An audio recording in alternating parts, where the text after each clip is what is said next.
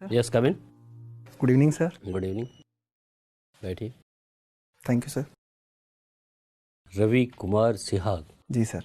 Sir, अपने विषय में बताएं हमें। सर मेरा नाम रवि कुमार सिहाग है। मैं राजस्थान के गांव 3 DM जिला श्रीगंगानगर का निवासी हूं। मैंने अपना ग्रेजुएशन पॉलिटिकल साइंस, इकोनॉमिक्स और इंग्लिश लिटरेचर से महाराजा गंगा सिंह यूनिवर्सिटी से किया है। उसके बाद से मैं सिविल सर्विसेज की प्रिपरेशन कर रहा हूं। सर मैं एक साधारण मध्यम वर्गीय कृषक परिवार से संबंधित हूँ। मेरी कुछ आकांक्षाएँ हैं और कुछ उपलब्धियाँ हैं और कुछ पर मैं काम कर रहा हूँ सर। आपकी क्या आकांक्षाएं हैं और क्या उपलब्धियां हैं, कुछ बताएंगे हमें। सर मेरी आकांक्षा है कि मैं अल्पकालिक आकांक्षा तो है कि सिविल सर्वेंट के रूप में काम करूं, और दीर्घकाली है कि मैं एक अच्छे मूल्य के प्रति प्रतिबद्ध व्यक्ति के रूप में स्मृतिशेष रहना चाहता हूं। और उपलब्धियों के तौर पर सर मैंने अपनी जो पारिवारिक जो प्रतिबद्धताएं हैं और कर्तव्य है उनको बखूबी निभाया है। साथ में मैंने अपनी पढ़ाई भी की है सर। आपने ग्रेजुएशन किया है रवि जी 2015 में, जी सर। और आज हम 2019 में आ गए हैं। उसके बाद आपने क्या किया 15 से 19 तक? सर मैंने 15 में ग्रेजुएशन करके सर 1 साल तो मैं घर पे रहा था। कुछ घरेलू कार्य होते हैं जैसे सिस्टर की शादी वगैरह, तो उसके सर जिम्मेदारी मेरे पे थी।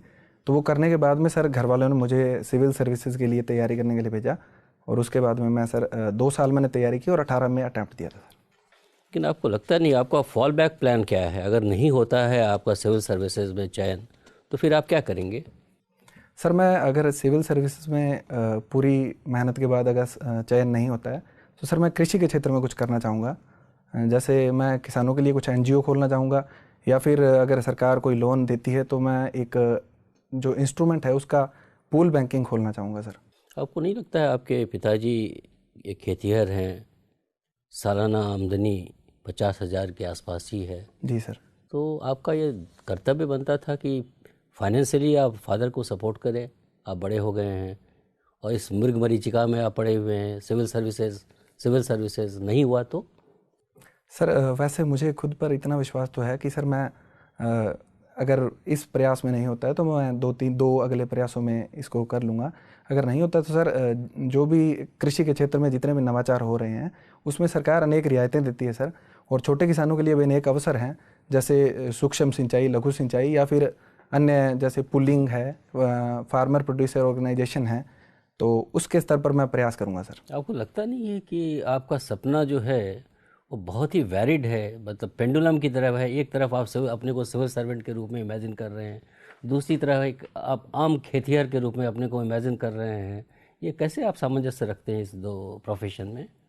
सर सामंजस्य ये है कि जो सिविल सेवा है वो अत्यंत विविधता वाली सेवा है। तो इसमें सर किसानों का कल्याण भी शामिल है। तो अगर मैं इसमें जाता हूँ तो मेरा जो जो दूसरा लक्ष्य है वो भी पूरा हो जाएगा। और अगर सिविल सर्विस में जाने का मौका नहीं मिलता है तो सर दूसरे बैकअप प्लान के रूप में मैं ये करना चाहूँ। सिविल सर्विसेज की क्या विशेषताएं हैं जिन्होंने आपको आकर्षित किया? सर मैं किसान पृष्ठभूमि से हूँ, और हमारे किसानों में जितनी भी समस्याएं होती है, जैसे सर पानी की जो वाराबंदी है उससे रिलेटेड, या नहर से पानी की चोरी होती है उससे रिलेटेड, तो सर किसान लोग हैं वो कलेक्ट्रेट में जाकर ज्ञापन देते थे।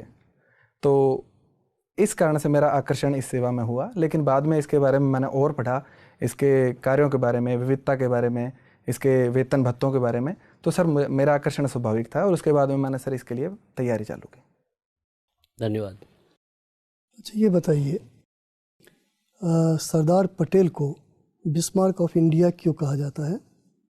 सर जैसे बिस्मार्क ने जर्मनी की जो विखंडित रियासतें थी उन्हें मिलाकर एक अखंड और एकल जर्मनी का निर्माण किया था, वैसे ही सरदार पटेल ने हमारे देश की जो रियासतें थी उन्हें मिलाकर हमारे भारत का निर्माण किया था सर। कितनी रियासतें थी? सर एग्जैक्ट मुझे नहीं पता, लेकिन 560 के आसपास थी सर। अच्छा, अभी सरदार पटेल क्यों न्यूज़ में है? सर उनकी मूर्ति का निर्माण कराया गया है, स्टैचू ऑफ यूनिटी का, गुजरात में। तो इस कारण कहाँ पे है? गुजरात में किस जगह पर है? सर ये नर्मदा नदी के पास में है सर। कोई पहाड़ पे है क्या? किसी हिल पे है? सॉरी सर, मुझे हिल का। वहाँ पर कोई डैम भी है? सॉरी सर, कोई dam? Sir Sardar Sarovar dam है। सरदार सरोवर डैम है। अच्छा, लोग ये कह रहे हैं, जो भाई ठीक है इससे आर्थिक विकास तो होगा, लेकिन इससे मानवीय अधिकारों का उल्लंघन होता है और साथ ही साथ पर्यावरण के खिलाफ भी है। बताइए।